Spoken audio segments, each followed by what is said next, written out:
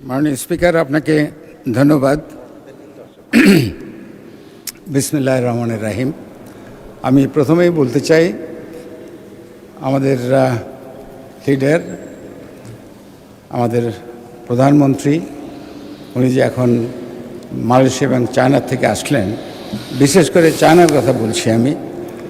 His China visit by all standard is a high voltage visit.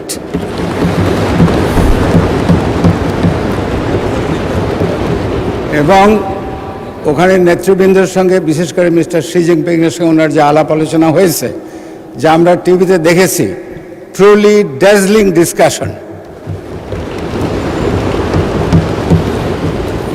এবং সেই জন্য দেশবাসীর পক্ষ থেকে, হাউজের পক্ষ থেকে ওনাকে আন্তরিক ধন্যবাদ দিচ্ছি, কৃতজ্ঞতা জানাচ্ছি, এবং we give him A heroes welcome.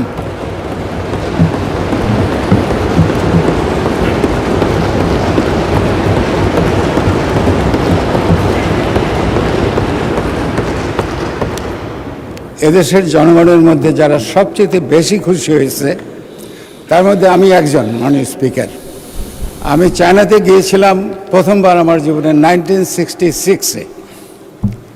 আর বর্তমানে চায়না বাংলাদেশ ফ্রেন্ডশিপ অ্যাসোসিয়েশনের আমি president. I am very very proud of this visit. মাননীয় স্পিকার, আমি স্মরণ করতে চাই মহান স্বাধীনতার ঘোষক, বহুদলীয় গণতন্ত্রের প্রবক্তা শহীদ প্রেসিডেন্ট জিয়াউর রহমান এবং গণতন্ত্রের মা তথা আপসী নেত্রী ম্যাডাম খালেদা জিয়া, ওনাদের বিদেহী আত্মার মাগফিরাত কামনা করছি। আমি মাগফিরাত কামনা করছি ৭১-এর শহীদ মুক্তিযোদ্ধাদের জন্য এবং ২৪-এর জুলাই যোদ্ধাদের জন্য। আর যারা এখন হসপিটালে অসুস্থ আছেন, মৃত্যুর সঙ্গে পাঞ্জা লড়ছেন, আমি তাদের সুস্থতা কামনা করছি।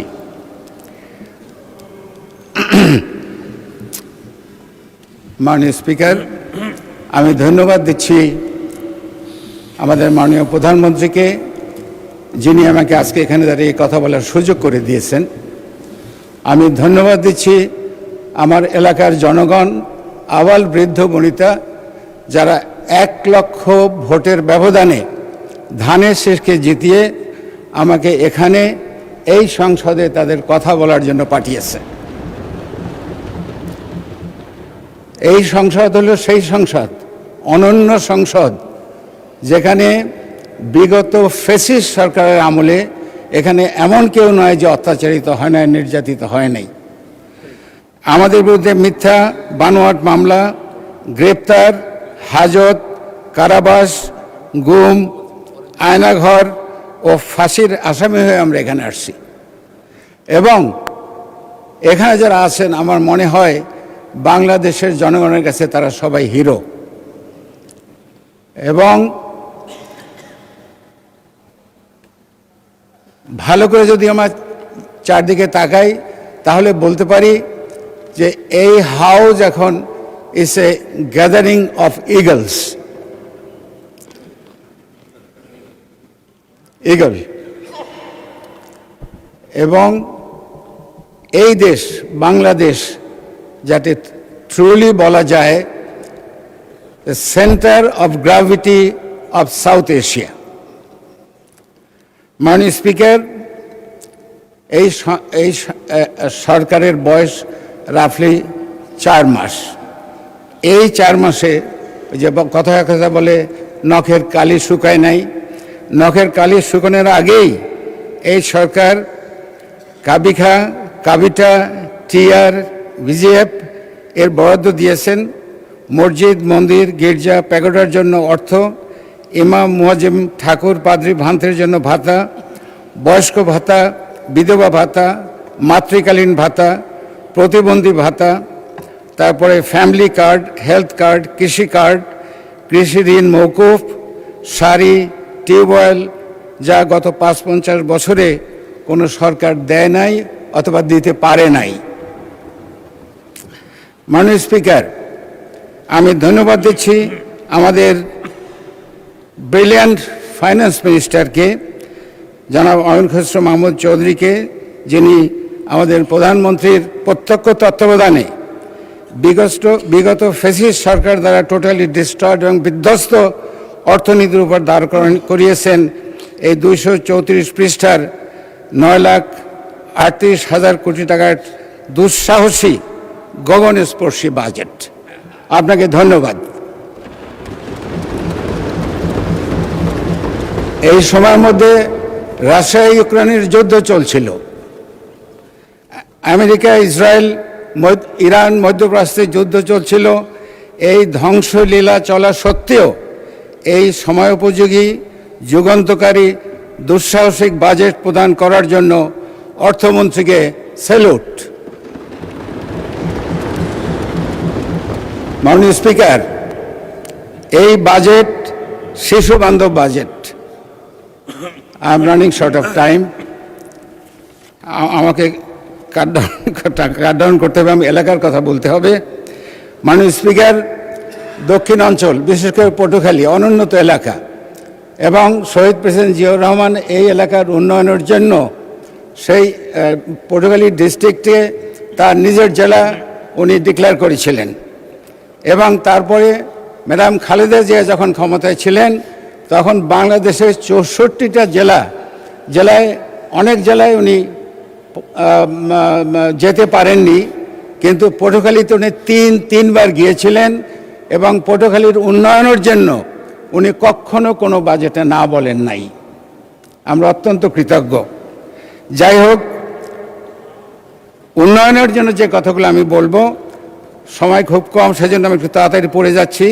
পটুখালী পৌরসভাকে সিটি কর্পোরেশনে উন্নীতকরণ, পটুখালী ইপিজেডকে কার্যকরীকরণ, 250 বেড হসপিটালকে 500-তে উন্নীতকরণ, লাইট প্যাসেঞ্জার বা হেলিকপ্টারের জন্য পটুখালী অথবা কলাপাড়ায় রানওয়ে করা, engineering college, textile engineering college, মহিলা cadet college, Patuakhali university of science and টেকনোলজিকে আন্তর্জাতিক মাত্রায় উন্নতিকরণ, মাদক নির্মূলে কার্যকর পদক্ষেপ, সন্ত্রাস নির্মূলে কার্যকর পদক্ষেপ, আইন শৃঙ্খলার জন্য প্রয়োজনীয় পুলিশ ফাঁড়ি, আধুনিক পার্ক, গৃহহীনদের জন্য আবাসনের ব্যবস্থা, মুক্তিযোদ্ধাদের জন্য বীর নিবাস, ছোট্টমণি নিবাস, ডে কেয়ার সেন্টার, তরুণদের জন্য যুব উন্নয়ন প্রকল্প, প্রবীণ নিবাস, ওল্ড হোম, বেকার সমস্যার সমাধান, নদী ভাঙ্গনের সমস্যার সমাধান, স্কুল, কলেজ, মাদ্রাসা।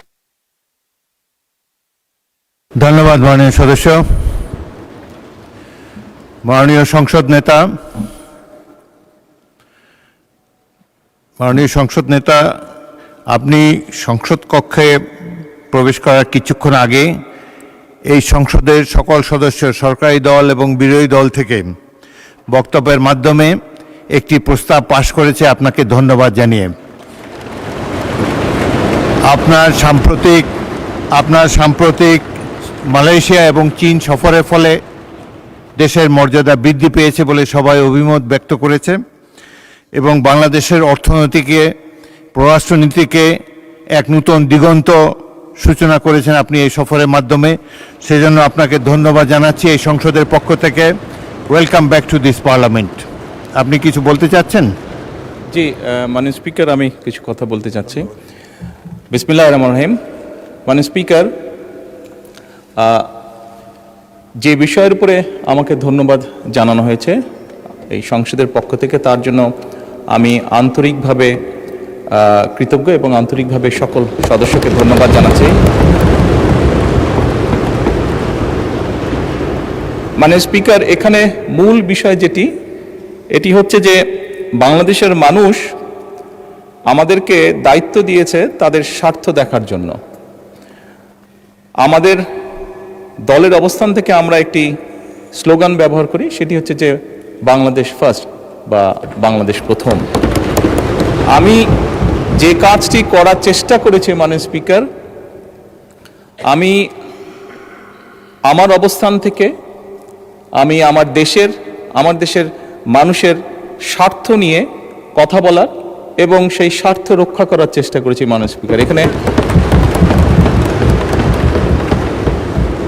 মাননীয় স্পিকার, এখানে আমাদের কারোরই কোনো ব্যক্তিগত কোনো বিষয় নেই।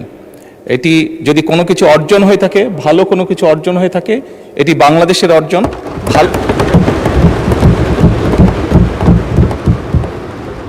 এই সফরের মাধ্যমে যদি দেশের মানুষের কোনো অর্জন হয়ে থাকে, সেটি এই দেশের মানুষের অর্জন মাননীয় স্পিকার। তবে মাননীয় স্পিকার, যেহেতু সংসদের সকল সদস্য, বিশেষ করে বিরোধী দলীয় নেতা, উনিও উৎসাহ প্রদান করেছেন দেশের জন্য, দেশের মানুষের পক্ষে কাজ করার জন্য, সেজন্য আবারও আমি আমার ব্যক্তিগত পক্ষ থেকে সকল সদস্য, বিরোধী দলীয় নেতা সহ সকল সদস্যকে আন্তরিকভাবে ধন্যবাদ জানাচ্ছি। ধন্যবাদ।